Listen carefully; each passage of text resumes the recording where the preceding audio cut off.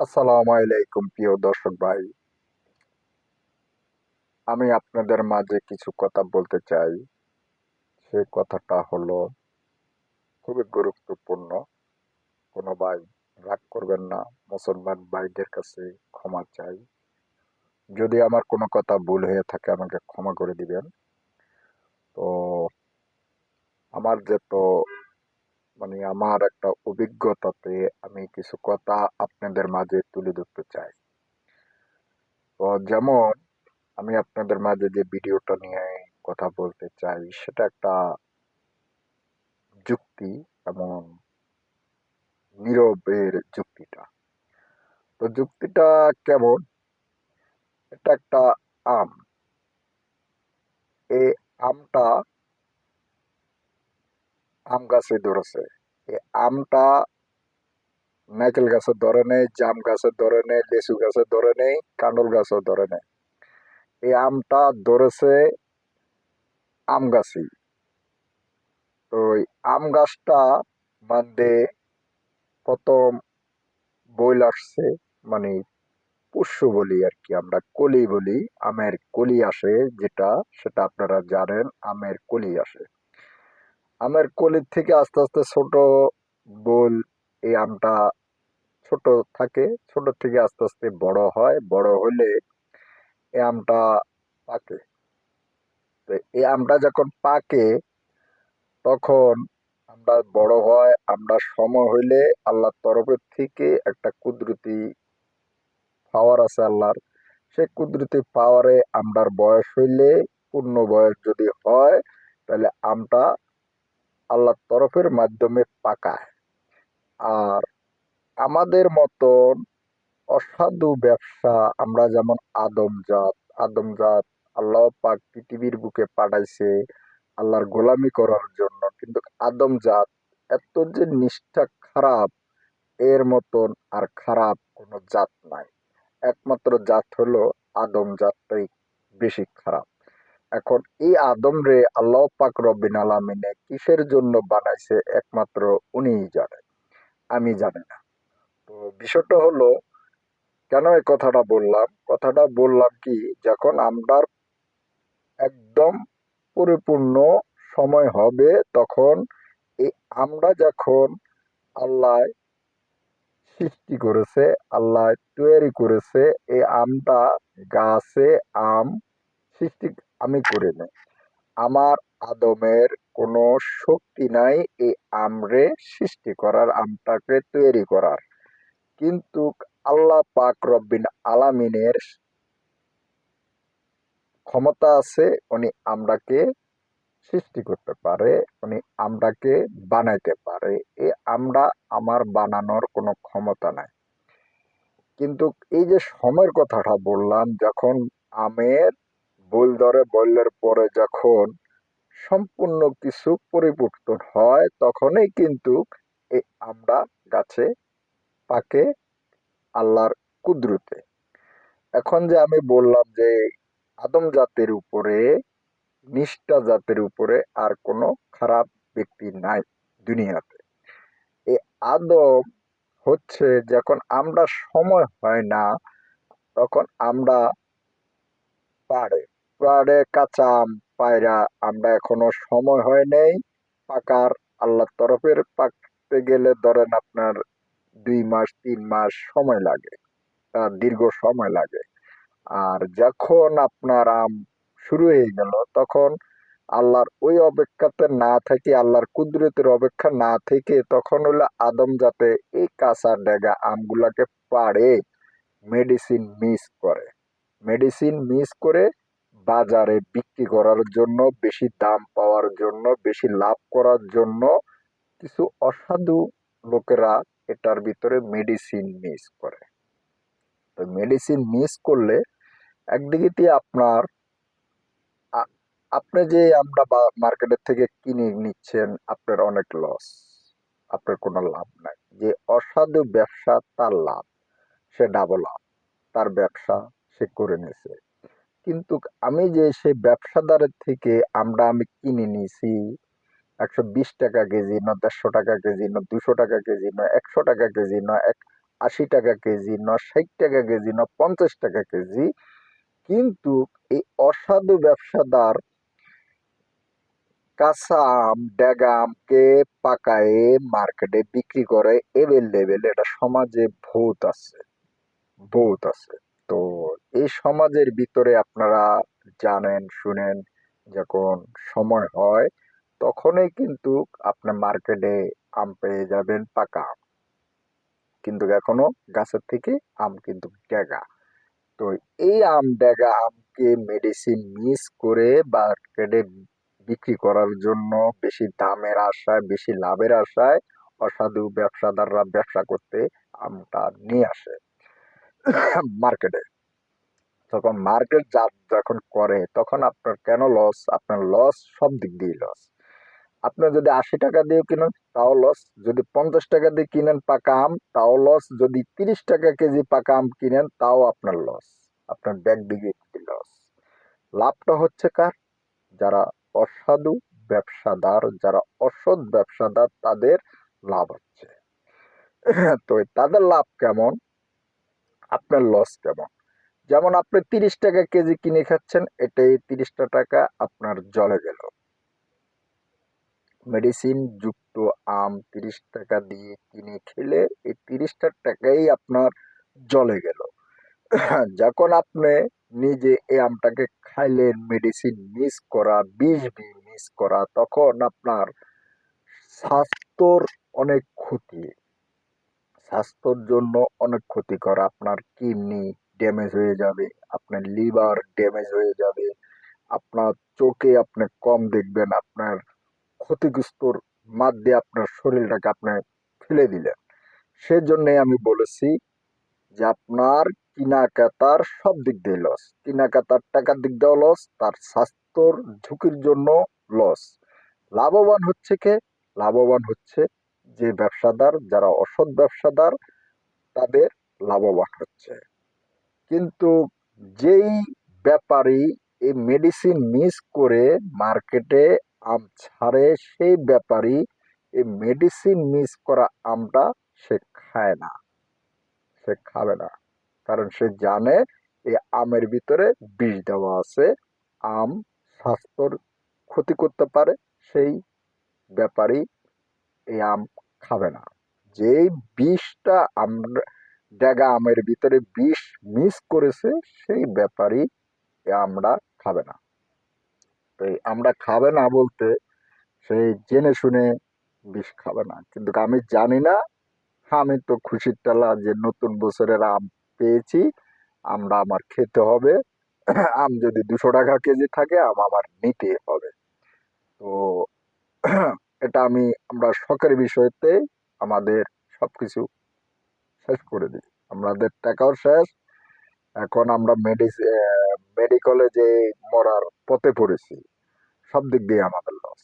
তো এরকম ভুল আপনারা করবেন না, তাড়াহুড়া করবেন না। যেটা আল্লাহ নেয়ামত দিয়েছে আপনার জন্য, আমার জন্য, এটা আল্লাহর একটা নেয়ামত। আল্লাহর কাছে আমি শুকরিয়া আদায় করার জন্য, ওনার নেয়ামত আমার জন্যই উনি পৃথিবীতে এই নেয়ামতটা তৈরি করেছে। তো এই নেয়ামতটা আল্লাহর নেয়ামত, এখানে কারো বাহাদুরি নেই। এখন যে এই যে আমের এই বিচি, আমের বিচিটা আমরা খেয়ে আমের বিচিটা ফেলে দিবেন। এই দেখেন আল্লাহর কি কুদরত, এখানে আঁশ আছে, এখানে আঁশ আছে, আঁশ আছে। এই বারাটা শক্ত, ভিতরে এটা এটা শক্ত, এটা হেভি শক্ত। তো এটার ভিতরে আর একটা পার্ট আছে, এটা ভিতরে নাইকেলের মতন দেখতে। এটা যখন আপনি ছুরি দিয়ে কাটবেন, কাটলে এই খোসাটা, শক্ত খোসাটা ফেলে দিবেন, তখন ভিতরে একটা হাঁস আছে, আমের বাড়ার ভিতরে ভিতরে একটা হাঁস আছে। এই হাঁসটা যখন আপনি বাইর করবেন তখন নাইকেলের মতন দেখতে পারবেন, কিন্তু এটা খাবেন না, এটা খাওয়াটা ঠিক না, এটা একটা বিষাক্ত জিনিস। তো এই জিনিসটা যখন আপনি ফেলে দিছেন, এটার ভিতর থেকে আল্লাহর কুদরতের দোয়ায় গাছ উঠবে। এখন এই গাছটা উঠলেই এই নামতটা তৈরি হবে। তো তো এই নেয়ামতটা যদি তৈরি হয়, আর এই নেয়ামতটা যদি আরেকজনের গাছে হয়েছে, আরেকজনের গাছ উনি রুখছে, এই নেয়ামতটা যদি আমি চুরি করে খাই, তাইলে আল্লাহ কি আমাকে বলছে যে এই নেয়ামত, পরের গাছের নেয়ামতটা আমাকে চুরি করে খেতে? বলে না। আল্লাহ বলছে একলে গাছালা মালিকের তুন অনুমতি নিয়ে তুমি একটা নেয়ামত খাও, সেটা ঠিক আছে। যদি গাছের মালিক, যে গাছটা রোপণ করেছে, সে যদি অধিকার দেয়, তাইলে খাওয়াটা আমার জন্য জায়েজ আছে।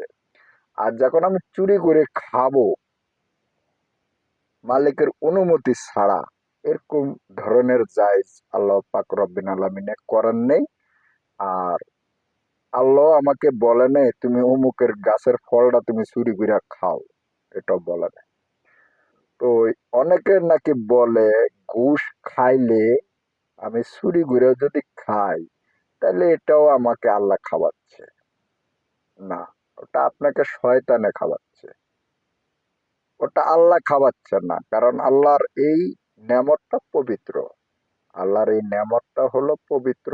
আপনি অনাপবিত্র করে যদি খেয়ে আল্লাহকে বলেন যে আমি যেটা চুরি করে খাবো, সেটা আল্লাহ খাচ্ছে, আল্লাহর কোনো আমাকে এটা বলেন নাই।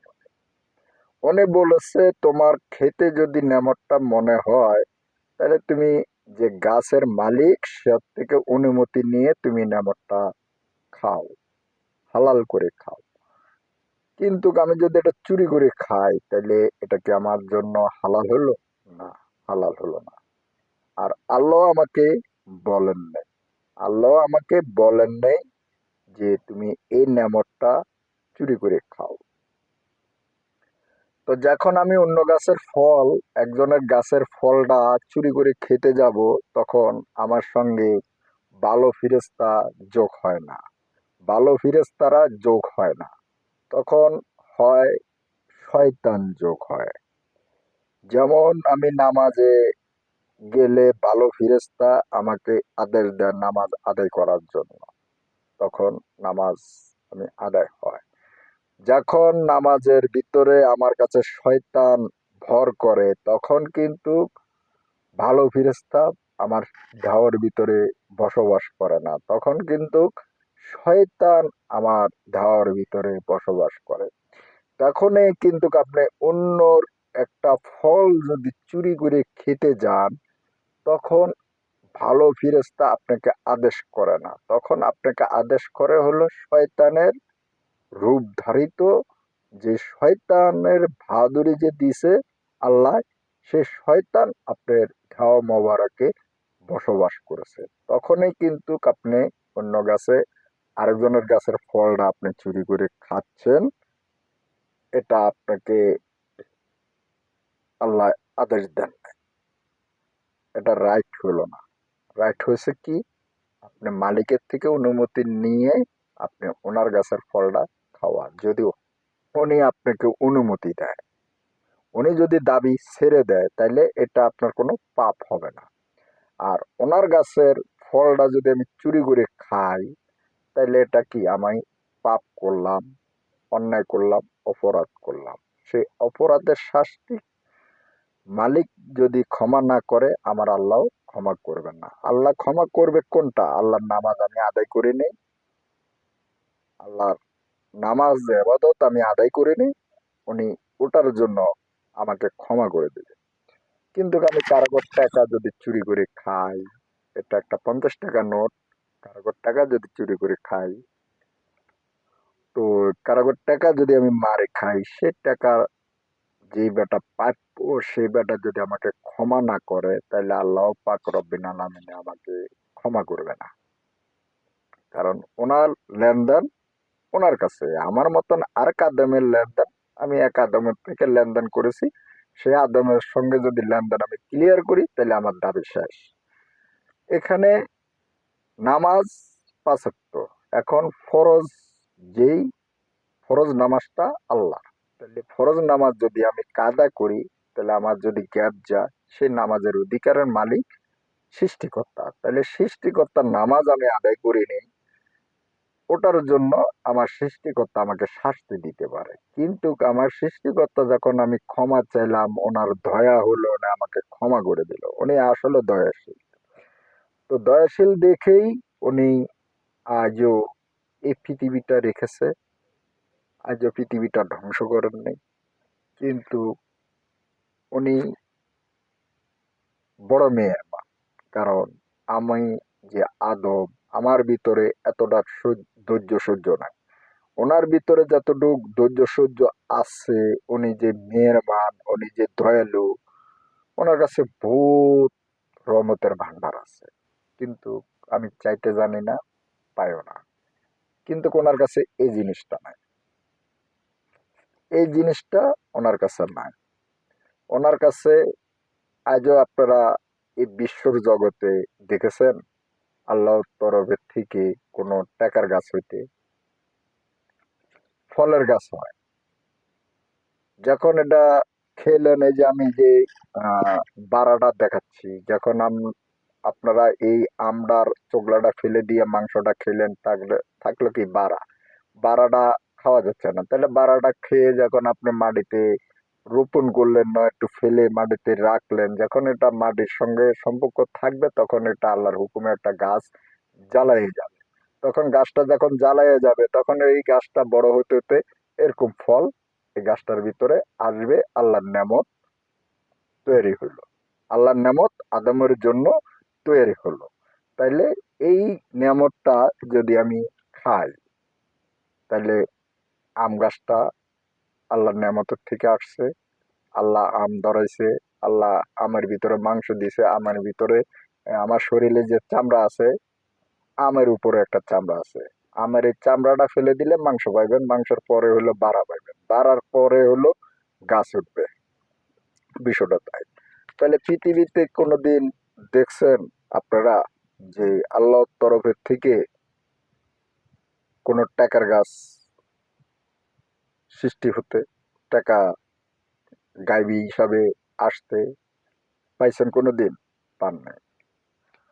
তো এই টাকার গাছ আল্লাহ যদি ইচ্ছা করে, তাহলে ওনার কুদরতের দোয়া যদি হইতে পারে। কিন্তু আজও হাজার হাজার নবী পরজগতে চলে গেছে, হাজার হাজার আদমজাত পরজগতে চলে গেছে। আজও পৃথিবীতে আল্লাহ পাকের রব্বিন আলামিনের কুদরতের দোয়ায় এরকম টাকার গাছ হয় নাই, হয় নাই। পৃথিবীতে কোনো রাষ্ট্রতে আল্লাহর তরফের টাকার গাছটা হয় নাই। তো এই টাকার একটা মেশিন আছে সরকারের কাছে, সেই মেশিন দিয়ে ছাপানো হয়।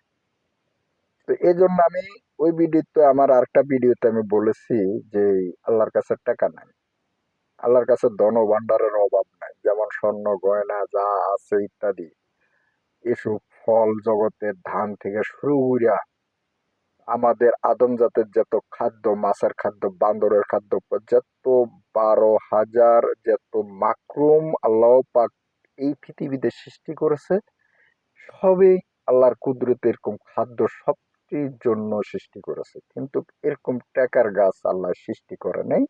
সেই জন্য আমি বলেছি যে আল্লাহ টাকা চিনে না, আল্লাহ টাকা চিনে না। আল্লাহ এই আম গাছের ফলটা চিনে, আদমকে চিনে, সবকিছুই চিনে। তো এই টাকাটা চিনে না। তো এই টাকার গাছ আল্লাহর হুকুমে, আল্লাহর কুদরতে কোনো জায়গায়, কোনো পৃথিবীর রাষ্ট্রতে এই টাকার গাছ নাই। একমাত্র মেশিন ছাড়া, ছাপাই কারখানা ছাড়া টাকার গাছ নাই। তো বিষয়টা আমি ওটাই বলেছি। তা আমি যদি যেটা খাই, আল্লাহর কোনো ক্ষুধার্ত নাই, আল্লাহর কোনো নিন্দা নাই, আল্লাহর কোনো ক্ষুধা লাগে না। আল্লাহ কখনো এই ফল খায় না। এই ফলটা বানাইছে আমার জন্য। আমি ওনার আদম, আমি ওনার আদম হিসাবে, উনি আমার মালিক হিসাবে, উনি আমার জন্য খাদ্য বানাইছে। কিন্তু উনি নিজে খায় না। এখন আমাদের মাওলানারা যারা হুজুর বক্তা, এমন যারা পীর মুর্শিদ, তারা কত ফতুয়া দেয়, সেজন্য আমি ভিডিওটা করেছি। কিন্তু এই আল্লাহ যদি খেত, আল্লাহর কোনো ঘুম নাই, আল্লাহর কোনো খানা নাই, আল্লাহর কোনো নিন্দা নাই, আল্লাহর কোনো শরিক নাই, আল্লাহর কোনো ফ্যামিলি নাই, আল্লাহর কোনো ছেলেবেলে নাই, আল্লাহর কোনো অংশীদার নাই। বিষয়টা তো তাই। তো সেই জন্যই আল্লাহর কোনো খিদা নাই, আল্লাহর কোনো খিদা লাগে না। যেমন আমার পেটে খিদা লাগে, আমি একটু পরে আমরা খাবো, এই আমরা যে আমি দেখাচ্ছি সে আমরা আমি খাবো। তো আমরা যদি আমি খাই, এটা আদমের জন্য, মানুষ রূপের আদমের জন্য খাদ্য বানাইছে আল্লাহ, একটা নেমত তৈরি করে খাদ্য বানাইছে। তো এই হাজারো নেমত এই পৃথিবীর বুকে আল্লাহর দেওয়া আছে। তো আল্লাহর কাছে ধন ভান্ডারের কোনো অভাব নাই, শুধু একটা জিনিসে নেই, টাকা নাই। আল্লাহ কারো কাছে, কোনো বন্দার কাছে টাকা চায় না, আর কোনো বন্দার থেকে আল্লাহ টাকা নেয় না। আল্লাহ বলেছে ওনাকে ডাকার জন্য, ওনাকে জিগির করার জন্য, ওনার নামাজ কায়েম করার জন্য, আবাদত করার জন্য, ওনাকে মালিক হিসাবে স্বীকৃতি দেওয়ার জন্য। উনি যে আমাদের একজন প্রভু, উনি যে আমাদের একটা প্রতিপালক, ওনাকে চিনার জন্য আমাদেরকে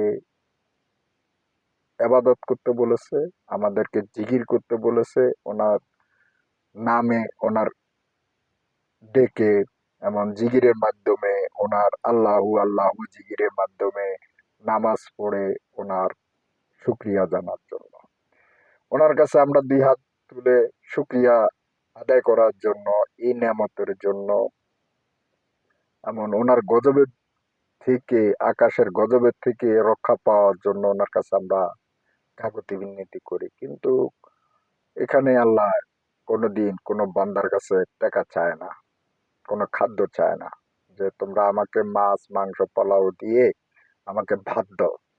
আজ আমার তোমাদেরকে আমি হাজার হাজার কোটি কোটি টাকার মালিক বানাইয়া দিছি, তো তোমরা আমাকে খাদ্য দাও, তোমরা আমাকে কোটি কোটি টাকা দাও। আল্লাহ কখনো টাকা চায় না। আল্লাহর কাছে আল্লাহর কোনো ঘর বাড়ি দরকার না, আল্লাহর কোনো রাজস্ব বিল্ডিং নাই, আল্লাহর কোনো গাড়ি নাই, আল্লাহর কোনো বাড়ি নাই, আল্লাহর কোনো, ওনার নিরাপত্তা আকাশের উপরে, ওনার স্থান আকাশের উপরে, ওনার কোনো গাড়ি বাড়ির দরকার হয় না, ওনার কোনো পানি খাইতে হয় না, ওনার কোনো পানির গ্লাস, যখন এই যে বোতলটার